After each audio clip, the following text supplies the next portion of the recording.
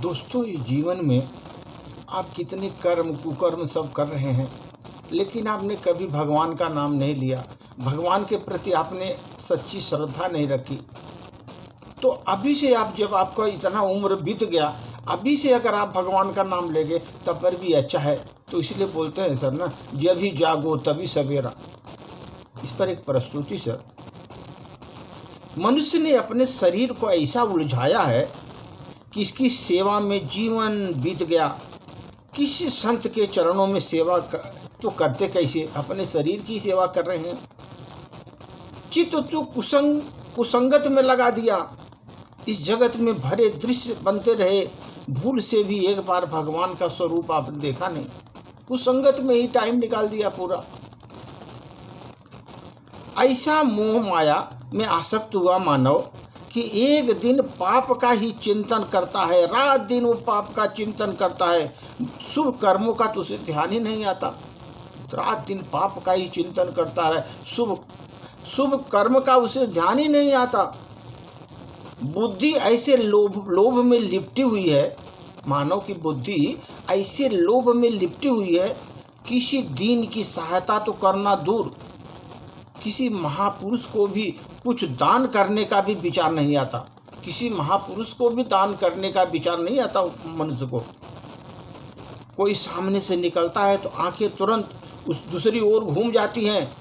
इसमें भगवान श्री राम को देखने की व्याकुलता तक नहीं रहती। भगवान श्री राम को देखने की व्याकुलता भी नहीं है, आंख घुमा लेता है मनुष्य।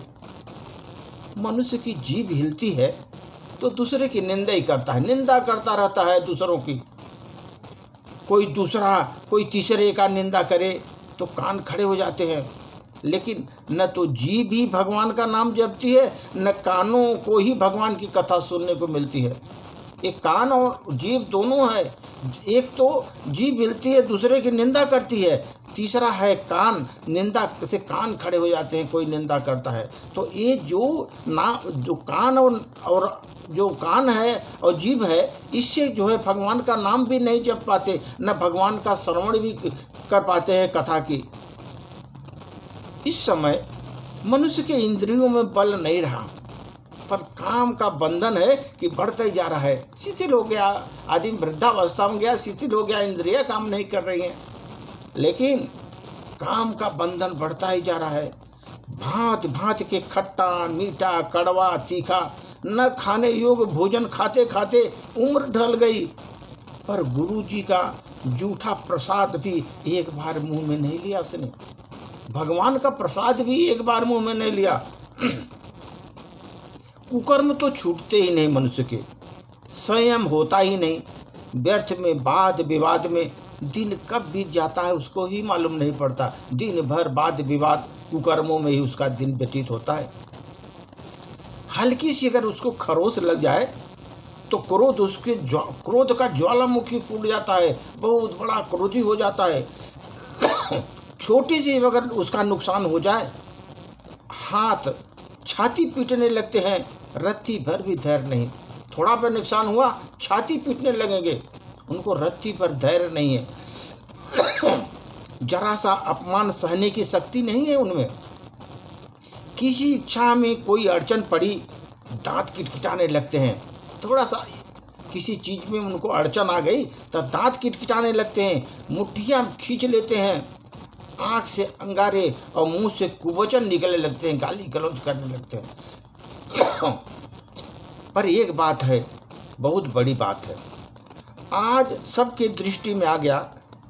उठूं और कोई एक माला उठा लूं, कोई एक माला, तुलसी की माला, कोई भी माला उठा लूं, अब होगा देखा जाएगा, सांस छूट जाएगा पर माला नहीं छूटने दूंगा। आप भजन करते रहिए, सब अभी से शुरू करिए भजन। प्रभु से मिलने का रास्ता बड़ा सीधा है और बहुत उलझा हुआ भी है। प्रभु से मिलने का रास्ता बहुत सीधा है और उलझा हुआ है। अगर बुद्धि से चलोगे तो बहुत उलझा है, भक्ति से चलोगे तो बहुत सीधा है, विचारों से चलोगे तो बहुत दूर है। भाव से चलोगे तो बहुत पास है। अगर भाव है आप में भगवान के प्रति, भाव से चलोगे तो बहुत पास है। नजरों तो देखोगे तो कण कण में ईश्वर है, अगर नजर से देखोगे, और अंतर मन में देखोगे तो हर एक जन जन में ईश्वर विद्यमान है। हर एक जन जन में ईश्वर विद्यमान है। इसलिए सर, संयम, सत्यता, सहनशीलता हो तो ईश्वर अपने आप मिल जाते हैं। अगर आप में संयम है, सत्यता है, आप में सहनशीलता है, तो ईश्वर अपने आप आपको आकर दर्शन देते हैं। ध्यान रखिए, ईश्वर के मिलने का सबसे सरल तरीका। धन्यवाद।